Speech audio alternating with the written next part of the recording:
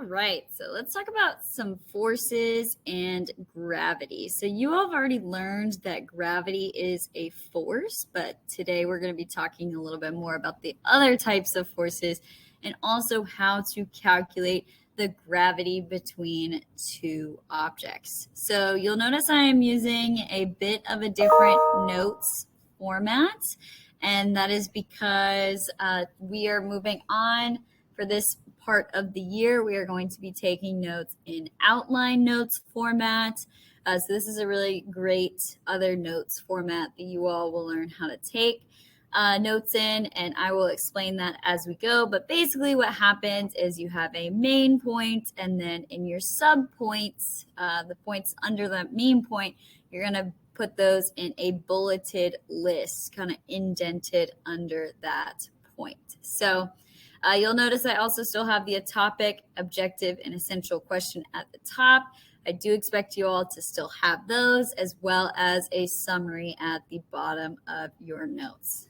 All right, so our topic today, again, is forces and gravity. Our objective is to be able to identify and define the types of forces acting on an object and calculate the force of gravity between two objects. Your essential question that you all should try to answer in your summary after writing these notes is, what is a force and how does gravity change between two objects? So again, that should be your ultimate goal when you're summarizing, is to answer these two questions in your summary. Okay, so we already know from our last few notes that a force is a push or a pull. Simple as that. A force is also a vector, meaning it has a magnitude and a direction. Okay, so we represent forces with arrows. So the length of the arrow is going to tell us how much. And then obviously the direction of the arrow is going to tell us a direction. So again, vectors tell us how much of that force we have and in what direction. The variable we use for forces is the capital letter F. So we use a capital letter F to represent any force in there. And then our unit of measurement, this is a new unit. It is called newtons, and we'll talk about what that means soon, but just know that the unit of measurement for force is newtons. So that's a new unit for you. And for short, we say that it is a capital N instead of writing out the word newtons every time. Okay. So there are a variety of different types of forces. You all have already learned about the force of gravity, but there are obviously other types of forces as well. The first one would be a applied force. So this is pretty intuitive. You all have applied many forces before. So the force applied is a force applied to an object by another object. So in this scenario, say you are pushing a box on the floor. Your force that you apply is the direction you're pushing that box, or you could be pulling it, but that is the applied force. So you're just acting on the object, which is a box in this case. So your applied force is the force that you are acting on the object with. So a normal force, which is represented, I'm going to highlight these as well so y'all know that these are some vocabulary terms. So we got applied force, our normal force, which we represent with an F and a little n. Remember, those subscripts tell us something about what type of force it is. So capital N for normal force. The normal force is the force exerted on an object in contact with another stable object. So a normal force essentially is pushing back on that object. So if we have a box on a ramp, the normal force is the force from the ramp pushing back on that box. Now, the normal force is also always going to be perpendicular to the surface that that object is on. So anytime you have an object, let's say, I'm in the wrong color. Let's say maybe we have a table. Okay, and then we have a box sitting on the table. Our normal force is always going to be at a right angle. So a right angle meaning 90 degrees from the surface that the object is sitting on. So that's our normal force here. I'm going to write Fn right there. Okay. We also have something called a friction force. So you all might be familiar with the term friction. Now, friction is another force, and we represent that with a capital F and a lowercase f as our subscript here. The friction force is the force exerted by a surface as an object moves across it. So friction is really there to oppose any movement of an object. So let's say you are pushing this box again with your applied force here. I'm gonna highlight that. Here's your applied force. All right. The force of friction is acting in the opposite direction. Here's the force of friction here. And the force of friction, say you are on now of a carpet, right? It's a lot harder to push a box across a carpet than it is to push it across ice. And it's because ice really has no friction, whereas a carpet or a rug or something that has that type of material on it is going to have a lot more friction than ice. So you're going to meet a lot more resistance as you are trying to push that box forward as a result of the friction force. All right, so now let's move on to tension force. So tension, you might be familiar with the term tension. So tension really is describing how taut, or really how tight a rope or a cord or a wire is as a result of two opposing forces. So let's take a pulley, for example. So in a pulley system, right, you are pulling down this way in order to raise whatever's attached to the pulley up that way. So the tension force is acting along this rope here on your pulley. So the tension force, it's going to be not a straight line, but the tension force is acting along this rope. So it's pulling that rope super, super tight because you are making a force and pulling it downward.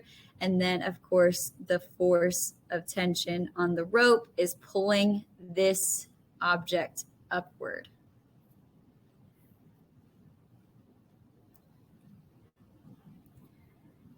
Okay.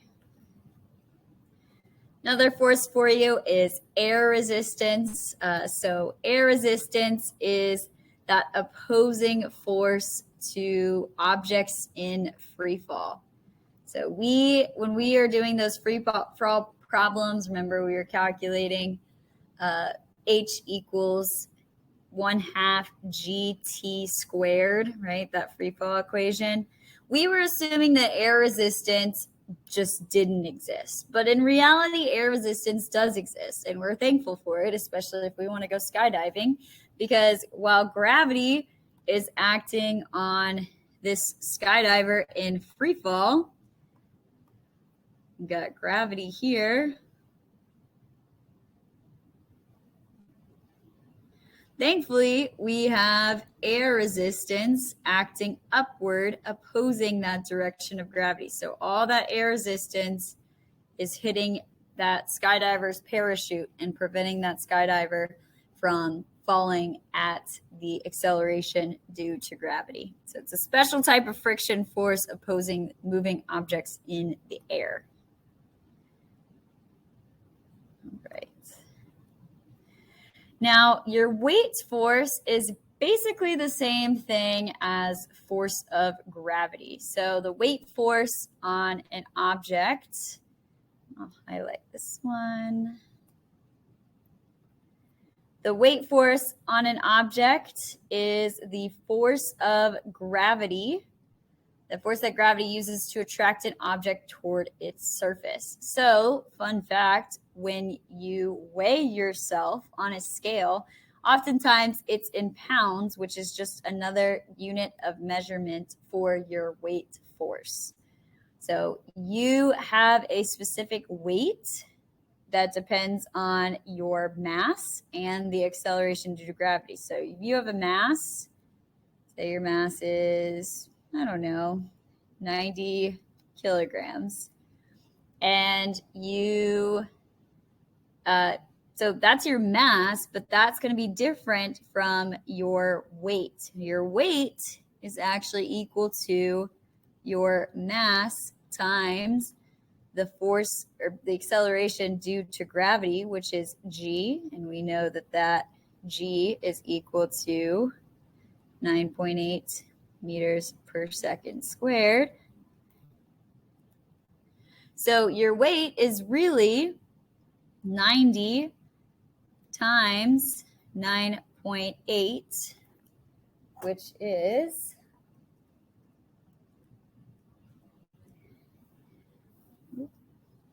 882 newtons. That is your weight force as a result of your mass and the acceleration due to gravity. Now, that is your weight force on Earth, because remember, this acceleration due to gravity is the acceleration due to gravity on Earth. But what about if we are not on Earth? Now, we still have gravity. So just when y'all go to the moon, there is still gravity on the moon, right? You would land on the moon and you're not going to float away from the moon. Gravity's on the moon is acting on you and preventing you from floating away on the moon. So the force of gravity, again, is the universal force of attraction between two objects. It's not just when you are on Earth. It is literally between any two objects in the universe. So we do have a specific variable for the force of gravity. This is a little bit different from your weight force. Notice your weight force is with a lowercase g. Your force of gravity, any general force of gravity in the universe, is going to be an uppercase g. So that capital F and an uppercase g.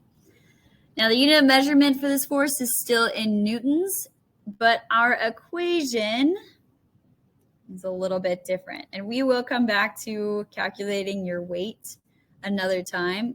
We will be mostly talking about this equation and how to use it. So this is Newton's universal law of gravitation equation. So what this is saying is that the force of gravity between any two objects, one object with mass 1 right here, one object with mass 2 over here. So here's Earth.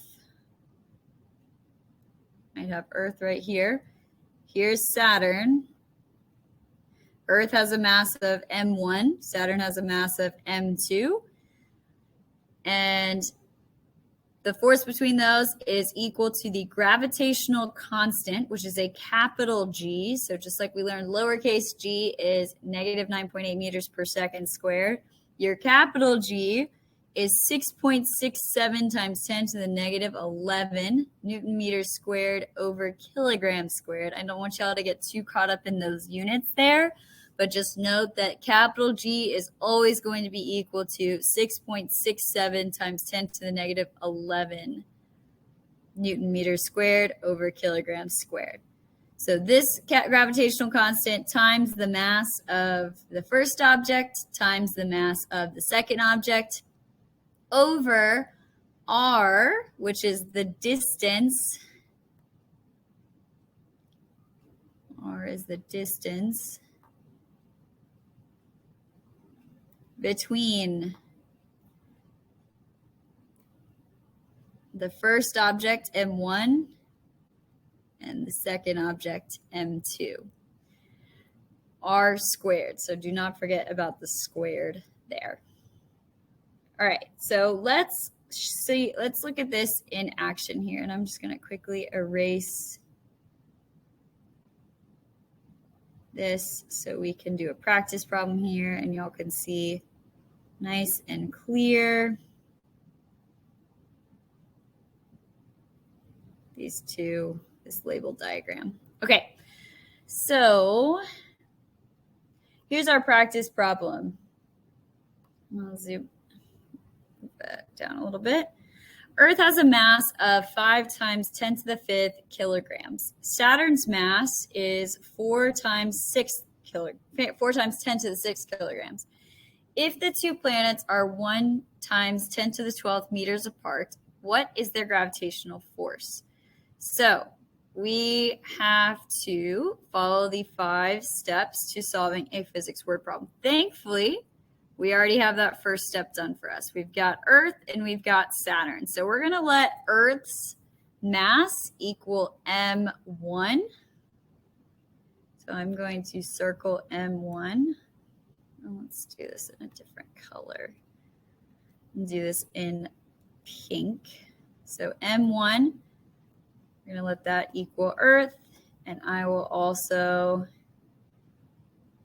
highlight that. So here's Earth's mass, m1. I'm just going to draw that out as well. Okay. And then we'll let Saturn's mass, let me do this a little bit darker. Saturn's mass, we already know, is equal to 4 times 10 to the 6th. So I'm going to highlight that. Here's Saturn's mass, 4 times 10 to the 6th kilograms. So just so you know, these are really, really big masses. But we will come back to that in just a moment. Okay, so here is Saturn's mass. We're going to let Saturn's mass equal m2. All right, and then we also have R,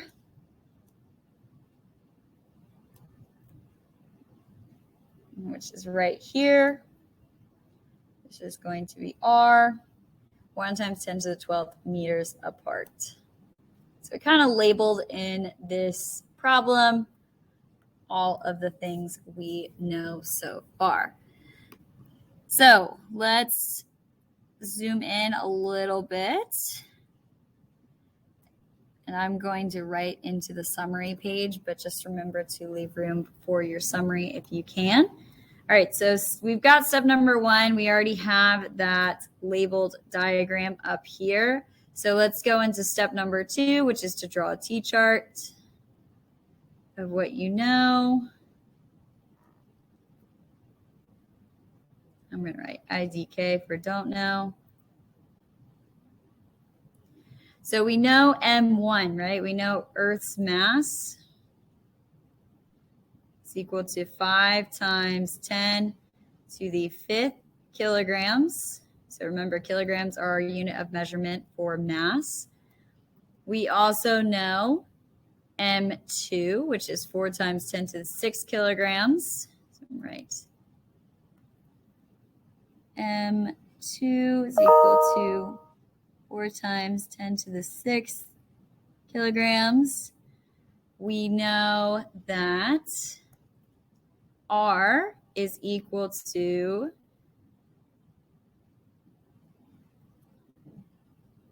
1 times 10 to the 12 meters. And we also know capital G. And I'll just write capital G down here. But we know that capital G is a constant, and it is always going to equal 6.67 times 10 to the negative 11.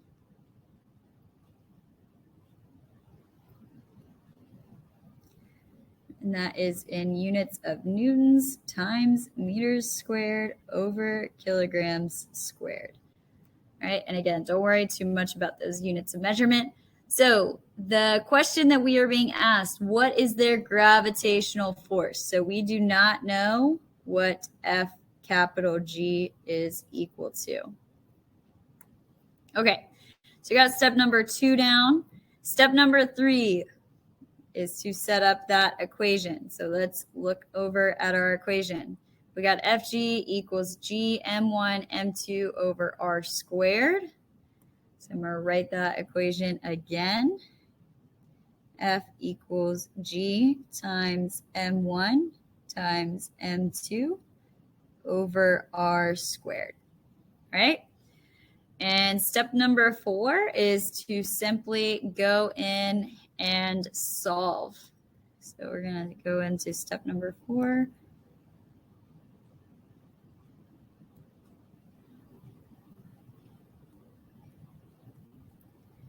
All right, so we know that G is equal to, so G again, that is over here.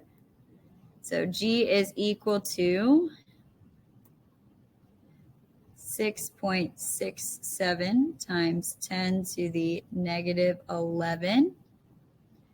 All right, and then we are multiplying that by M1. So remember, M1 is equal to 5 times 10 to the 5th kilograms. And we are multiplying that by M2 right here and also up there, which is 4 times 10 to the 6th kilograms. And that whole thing is going to be divided by R squared. So R squared, well, we know that R is equal to 1 times 10 to the 12th meters. This is going to be to the 2nd power. So we've got all of that set up in our step number 4. And I forgot this little G here to indicate we're solving for that force of gravity. All right, so I encourage you all to pause the video really quickly and solve for this on your own, and then we'll come back together momentarily. So again, just a reminder, we need to treat the numerator separately from the denominator. Make sure you are following the correct order of operations when we are solving this problem here.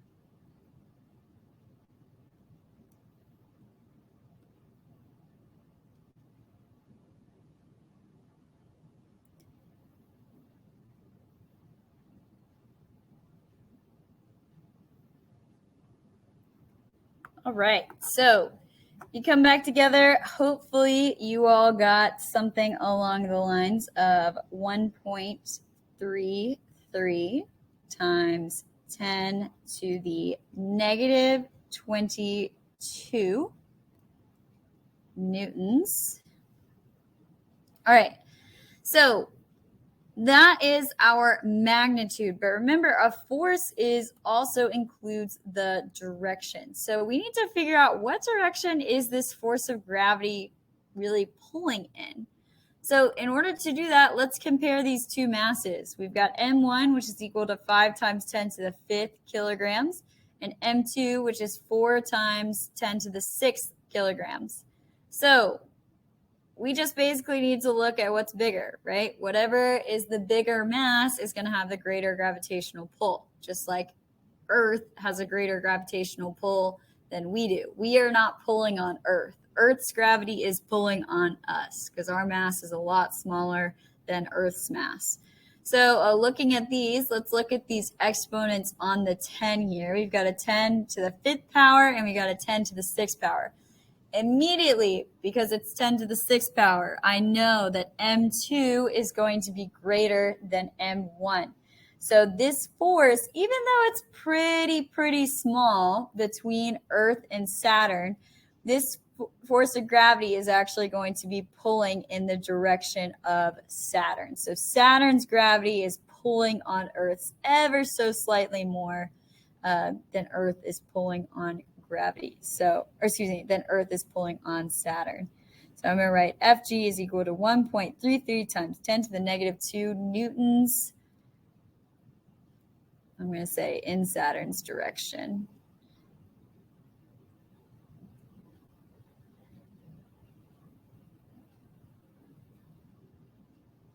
Okay, so there is our final answer. So hopefully that made sense to you all, and I'm going to zoom out so y'all can get the full picture again of your notes. Again, I kind of wrote into that summary space, but you all should go back and try to answer that essential question. What is a force? How does gravity change between two objects in your summary of your notes? And I look forward to discussing this with you all in class.